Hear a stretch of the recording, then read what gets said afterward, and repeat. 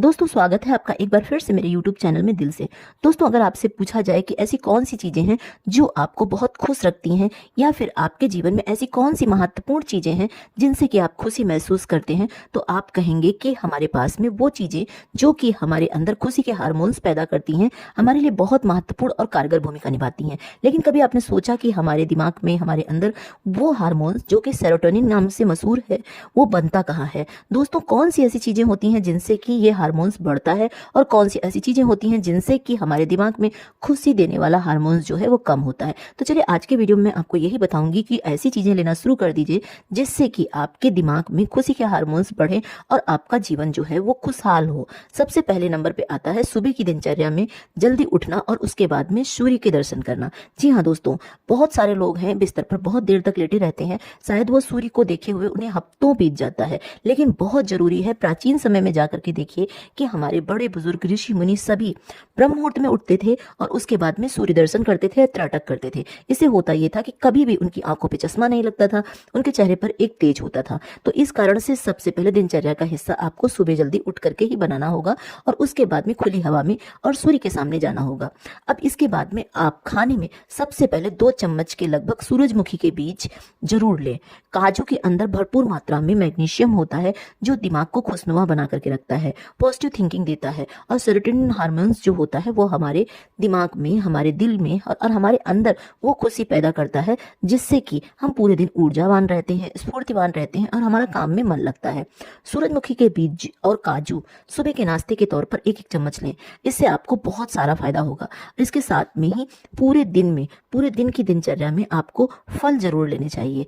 खासकर बनाना जो होता है, केला जो होता है, इसके अंदर भरपूर मात्रा में पोटेशियम होता है जो कि बीपी को ठीक रखता है, आयरन होता है और अनानास के अंदर भी खुशनुमा पैदा करने वाले वो हार्मोन्स होते हैं जो हमें खुशी प्रदान करते हैं। इसके साथ साथ में आप चीकू है, बनाना है, इसके साथ में पपीता है, अमरूद है, इन चीज़ों को भी अपनी दैनिक दिनचर्या में जितने भी सीजन के फल होते हैं उन्हें जरूर खाएं। ऐसा करने से आपके जो मेटाबॉलिज्म सिस्टम है वो अच्छा होगा।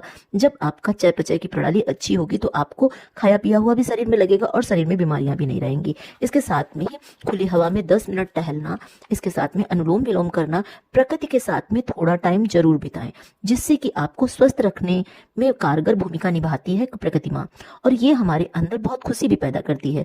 इसलिए इन चीज़ों को यानी कि प्रकृति के साथ में जुड़ें और साथ में ही उन चीज़ों से दूरी बनाएं जैसे रिफाइंड ऑयल है, मैदा वाली चीज़ें हैं, पैकेट बंद चीज़ें हैं, इन्हें ना ही ले तो बहुत अच्छा है। और खासकर मीठे के तौर पर जो चीनी होती है उसकी जगह पर आप देसी गुड़ या फिर ऐसे विकल्प चुनें जिसमें कि प्रकृति से सीधे जो लिया गया हो, तो उससे आपको किसी भी तरीके का नुकसान भी नहीं होगा। और अगर आपके शरीर में किसी भी तरीके की बीमारियां पड़ी हुई हैं तो उनको भी ठीक करने में प्रकृति के द्वारा बनाई हुई चीजें लेने से फायदा ही फायदा मिलता है।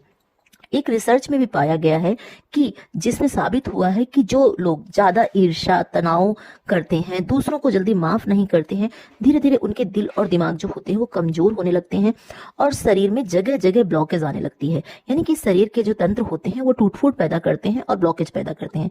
इसलिए बहुत ज़रूरी है दोस्तों, छोटी सी बात है लेकिन बहुत ही अच्छी बात है कि आपको माफ़ करना आना चाहिए, तनाव लेना कम आना चाहिए और किसी से ईर्ष्या जो है वो बिल्कुल ही नहीं करनी चाहिए, क्योंकि ईश्वर ने सभी को अपनी अपनी तरह का बनाया है।